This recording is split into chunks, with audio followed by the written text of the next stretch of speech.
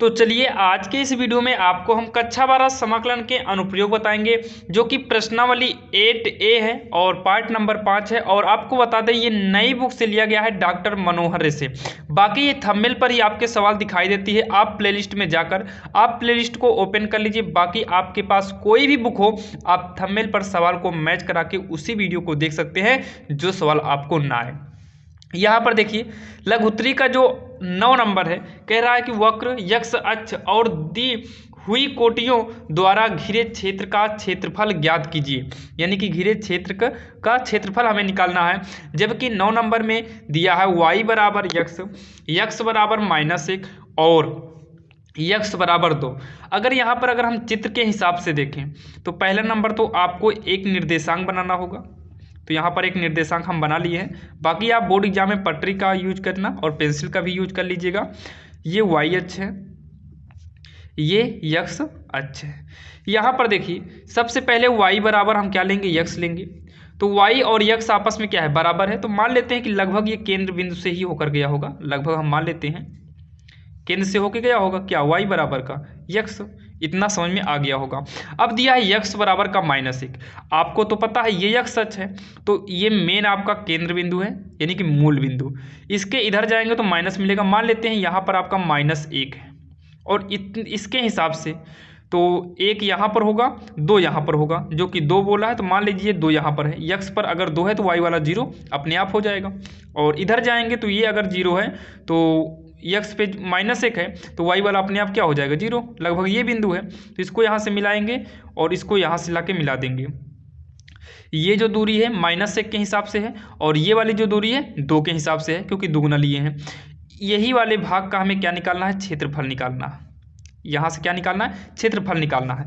अब यहाँ पर देखिए क्षेत्रफल का जो फार्मूला होता है ये होता है लिमिट रहेगी। अब यहाँ से लेकर यहाँ तक यानी कि निम्न और उच्च लिमिट यूज की जाएगी। लेकिन हमें ये नहीं पता आखिर कौन सी लिमिट ली जाएगी और यहाँ पर y dx होता है। यहाँ पर देखिए एक काम करते हैं, मूल बिंदु के इधर की अलग से निकाल लेते हैं और इधर का अलग से निकाल लेते हैं और उसके बाद दोनों को आपस में हम जोड़ देंगे।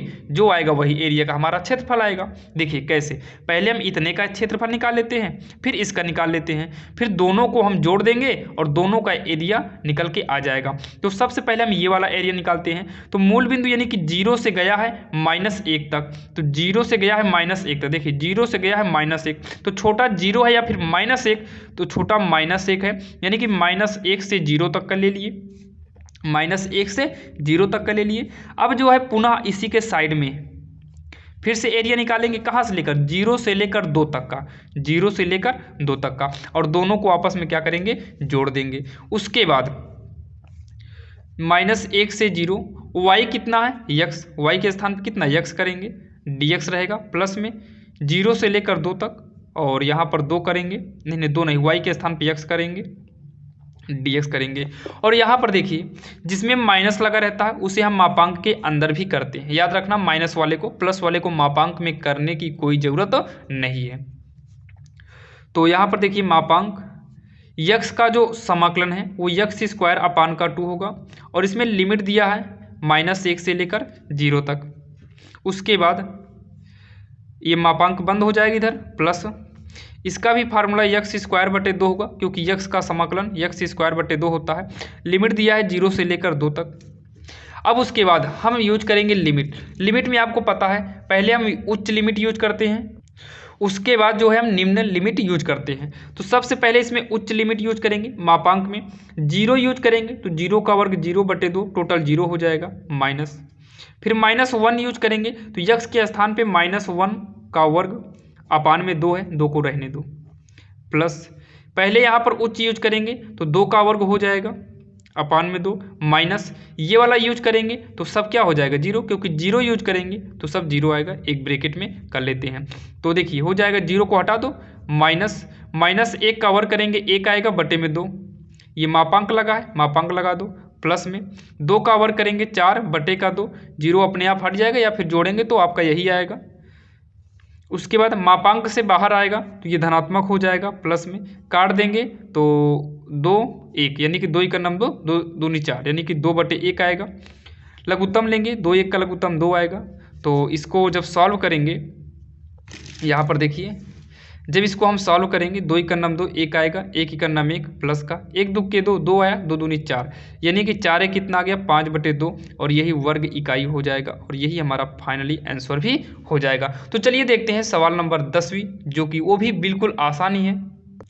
अब यहाँ पर देखिए 10वीं नंबर, ये भी आपका क्षेत्रफल निकालना है, जो कि बिल्कुल आसान तरीके से बताएंगे। देखिए आखिर कैसे करना है। सबसे पहले तो हम यहाँ पर क्षेत्रफल निकालेंगे।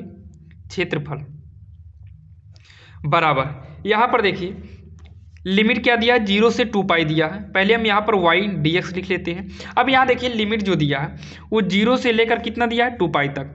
देखिए अगर हम निर्देशांक बनाएं, देखिए केवल समझने के लिए निर्देशांक बना रहे हैं, इतना निर्देशांक बन गया। ये दिया है 0 से लेकर 2 पाई तक। मान लो 0 यहाँ पर है, 2 पाई यहाँ पर है, लेकिन यहाँ पर आप ध्यान दीजिए 2 पाई तक जाने के लिए हमें पहले π/2 तक जाना होगा, फिर पाई तक जाना होगा, फिर जो इसके आगे जाएंगे तो पाई में कितना जुड़ जाएगा π/2, यानी कि 3π/2 तक जाना होगा, फिर हम पहुंचेंगे 2 पाई तक। देखिए 0 से लेकर गया है 2 पाई तक, सबके बीच का जो गैप है π/2 है, फिर π/2 है, फिर π/2 है, फिर π/2 है। तो एक ऐसा काम ना करें कि 0 से लेकर π/2 ही कर देते हैं। कितने पार्ट हैं, एक पार्ट ये वाला, 2 पार्ट, 3 पार्ट, 4 पार्ट, तो हम इसमें 4 से गुणा कर देंगे, काम खत्म। बाकी हमें चित्र में और कुछ समझने की जरूरत नहीं, हमारा आंसर यहीं से आ जाएगा।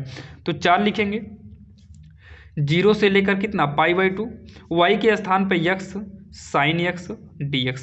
अब इसका हम क्या करेंगे, समाकलन। तो समाकलन करने के लिए ये फर्स्ट फलन यानी कि पहला और दूसरा, फर्स्ट और सेकंड का नियम करेंगे।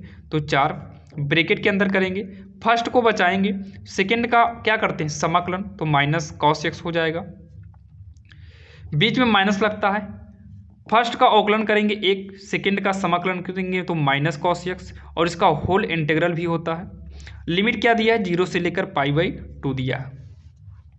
π/2 यहाँ पर क्यों कर लिए हैं, क्योंकि यहाँ पर 2 पाई का मान हमारे लिए कठिन होता है, इसलिए हमने π/2 के पार्ट में चेंज कर दिया, इसीलिए यहाँ पर 4 से गुणा भी हो गया है। इसको जब आगे सॉल्व करेंगे तो 4 ये हो जाएगा -x cos x। देखिए ये वाला माइनस बाहर निकालेंगे, 1 है, 1 से गुणा करेंगे यही आएगा, तो माइनस माइनस प्लस हो गया। इंटीग्रल में क्या बचा, इंटीग्रल cos dx बचा है, 0 से π/2।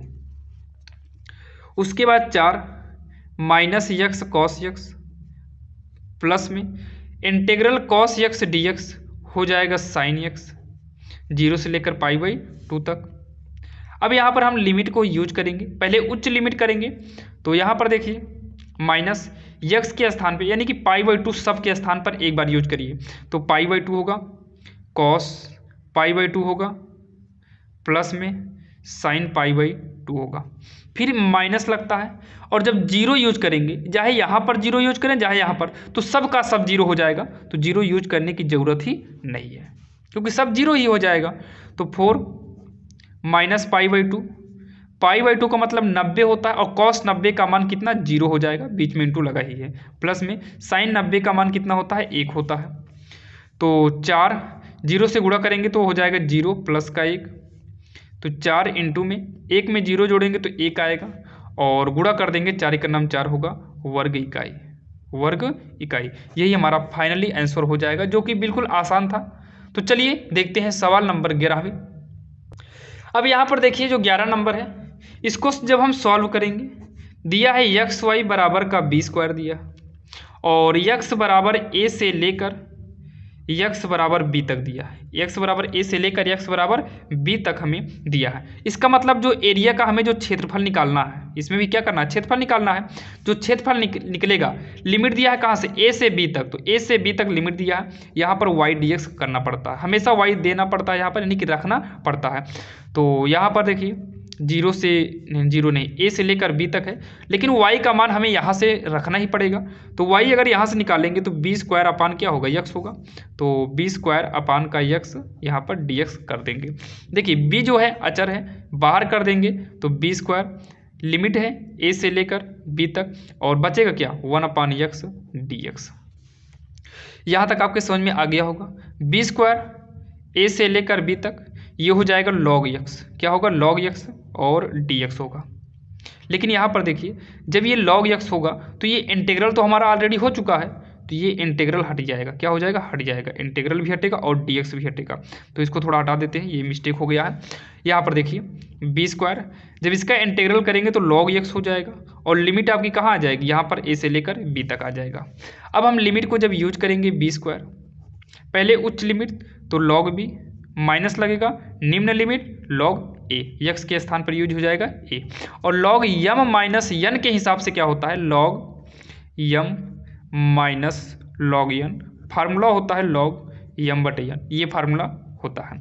इसके हिसाब से बी स्क्वायर log b अपान, ये log है, b अपान का a हो जाएगा और यही जो है आपका फाइनली आंसर हो जाएगा वर्ग इकाई। यही क्या हो जाएगा, आंसर हो जाएगा। जैसे कि आपने थंबनेल पर 3 सवाल देखा था और इस वीडियो के अंदर हमने आपको 3 सवाल 9, 10 और 11 बता दिए हैं। तो चलिए अब आपको मिलेंगे नेक्स्ट वीडियो में, और सारे वीडियो को देखने के लिए डिस्क्रिप्शन में लिंक दे दिया गया है। और अगर आपको ये वीडियो पसंद आया हो तो हमारे इस चैनल को सब्सक्राइब जरूर करिएगा। तो चलिए मिलते हैं किसी अन्य वीडियो में, तब तक के लिए जय हिंद।